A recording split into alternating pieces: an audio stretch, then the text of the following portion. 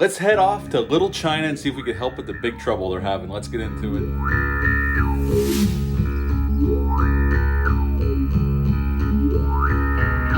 Hey, welcome back to my channel. Hope you're all doing well out there. Let's hop aboard the Pork Chop Express and head into San Francisco's Chinatown. But before we do that, like, comment, and subscribe. Join me here. I would appreciate that. Now, my wife's away this weekend. Yesterday, she's coming back today. She took my son and her mom down to the beach for the weekend. And since they're going to be away, I invited my buddy Dale_A from the Bat and Spider podcast over. By the way, you should be subscribed to that podcast. Check them out wherever you get your podcasts. Tell them I sent you and show those guys some love. Give them a good review over there wherever you get your podcasts. And we had a movie marathon yesterday, starting about 1 o'clock in the afternoon and went until about 12:30, quarter to 1 last night. And it was a great time. And we kicked it off with this little gem, Big Trouble in Little China. We also did watched a lot of other films. I'm going to put a photo here of what we watched. And yeah, it was a great time. It's always fun to do things like that. You don't get to do those kind of all-dayers too often anymore, especially when you're married and have kids. But it was nice to do it in a change of pace after this long, hot week in North Carolina. But today we're going to talk about Big Trouble in Little China. This film came out July 2nd of 1986. It's PG-13. It's an hour and 39 minutes long. Had a budget of $25 million, which was a huge budget for Carpenter. And sadly, upon release, only grossed $11 million. But sadly, the studio really didn't promote this film and kind of screwed Carpenter and Russell on this one. John Carpenter came in to direct this film. Now, the script had been around for a little while. It was actually originally conceived as a Western. And John Carpenter loves Westerns, but he brought his writer in from the Thing remake and had him rewrite it to present day. And he made it more of a martial arts, mystical kind of film set in Chinatown. And in this film, we got a great cast, starting with the awesome Kurt Russell as Jack Burton, who is fucking awesome in this movie. Kim Cattrall, who's also awesome in this movie, plays Gracie Law. She's a lawyer that hangs around in Chinatown and does work for helping people get their citizenship to come into the country. Dennis Dunn plays Wang Chi. He owns a restaurant. He's been buddies with Jack Burton for a while. Whenever Jack's in town, they get together and hang out. The great James Hong plays David Lo Pan, and he's our main bad guy here, along with the Three Storms. And the legendary Victor Wong, who's sadly not with us anymore, plays Egg Shen, and he would go on to do the next year work with Carpenter on Prince of Darkness. This film starts off fast and furious. We're introduced. Well, we had that scene in the beginning with Victor Wong in the lawyer's office, and that was actually studio mandated. The studio requested Carpenter shoot that part just to make Jack Burton seem a little bit more heroic. Because if you've ever seen this film, Jack Burton, even though he's the lead and Kurt Russell was, the leading man in this film, Jack Burton's really not the hero here. Wang is, but Jack's still awesome and we love him. But the studio didn't like that Jack Burton was kind of like a bumbling, not so heroic kind of guy, even though he has bravado and he'll go along with anything, even if he is scared. But he's not really the hero of the story, Wang is, and the studio didn't like that, so they had Carpenter shoot that little scene just to give Jack seem a little bit more heroic. And then we meet Jack Burton, driving in the rain, eating a big submarine sandwich, talking on the CB, just being a blowhard, saying all these awesome lines that were written for Kurt Russell, and Kurt Russell's great here. So is everybody, but Kurt Russell just really sells this. And it took something for an actor of Kurt Russell's caliber. Even though before this, some of his films weren't big hits, he even told Carpenter, why would you want me? I haven't had a big hit in a while. And Carpenter just said, look, I just want to make this movie with you. I don't care about your box office results. So, and they're friends in real life. So it's always cool. We love when Carpenter and Russell get together, and this is no different here.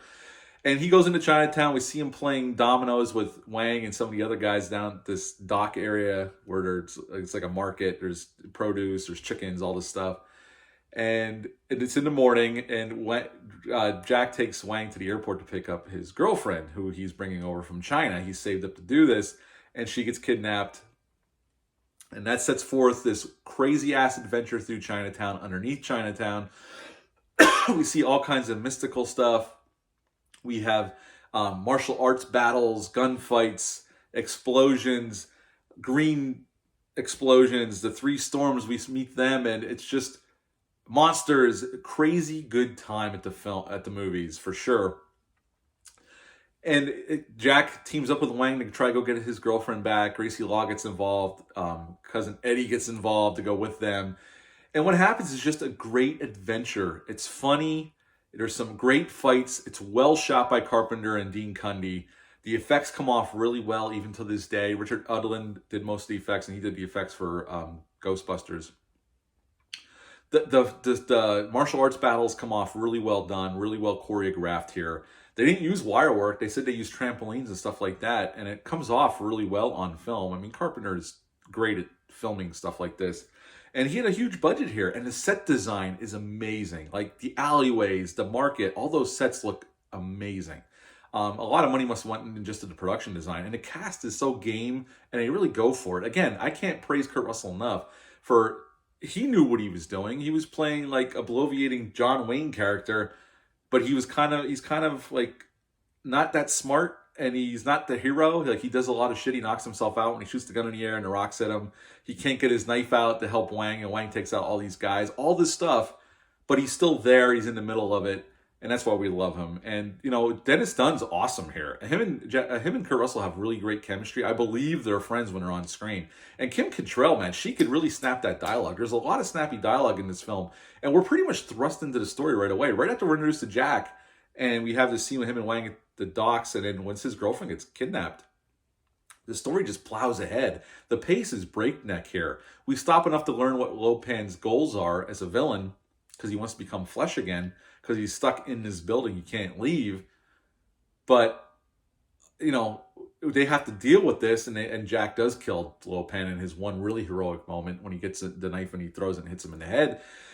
But overall, it's just a fun summertime movie, and it's a shame the studio didn't know what they had. Carpenter said when he showed him the film, he gave him a film. He said I don't think they realized what we were filming, and they thought they were getting Raiders of the Lost Ark, and we gave them what the script called for. It's like they didn't read the script. They didn't know what we were making, and they requested a Carpenter take the comedy out. And he said the movie played flat because it needs the comedy. It's an action comedy.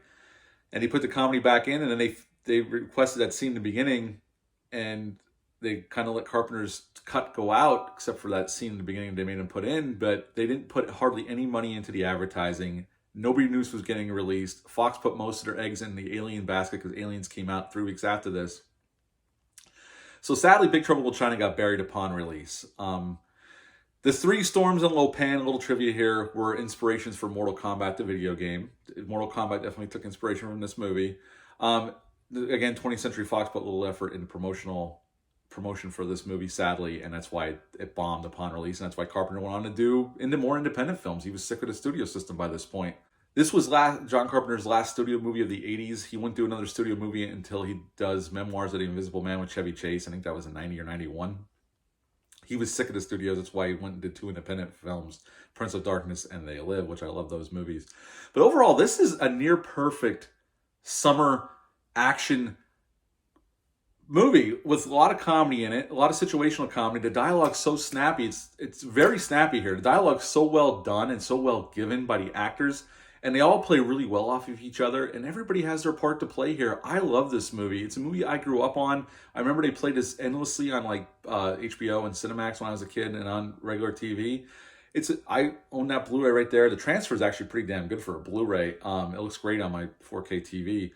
Overall, I love Big Trouble in Little China. I know they're talking about making a sequel with The Rock. I say leave it alone. Do we really need a sequel to this film? If Kurt Russell's not in it, Carpenter's not directing or doing the score, because the score is amazing too. And if you have that Blu-ray, make sure you watch the music video with the Coupe de Villes, Carpenter, Tommy Lee Wallace, and Nick Castle. It's 80s goodness. I love it. That song kicks ass. It plays during the credits of this movie at the end. I love it. It's a great song, and that video, it's just pure filmmaking bliss, that video. I love it. Yeah, overall, I'd give Big Trouble in Little China a 9.5 out of 10. This movie is for me, it's a freaking classic. It's a great action comedy, and the whole cast is amazing here. So yeah, 9.5 out of 10 for Big Trouble in Little China. Have you ever seen this gem of a movie? Leave a comment down below. Let me know. Hit the thumbs up. Hit the subscribe button. Share this video. I would appreciate that. I'll be back soon with a review for Face Off. And I'm going to see Black Phone on Thursday, so I'm going to have an out of the theater reaction video on Friday before I go on vacation. And then I'll be back on July 5th. But I hope you're all doing well out there. Bye.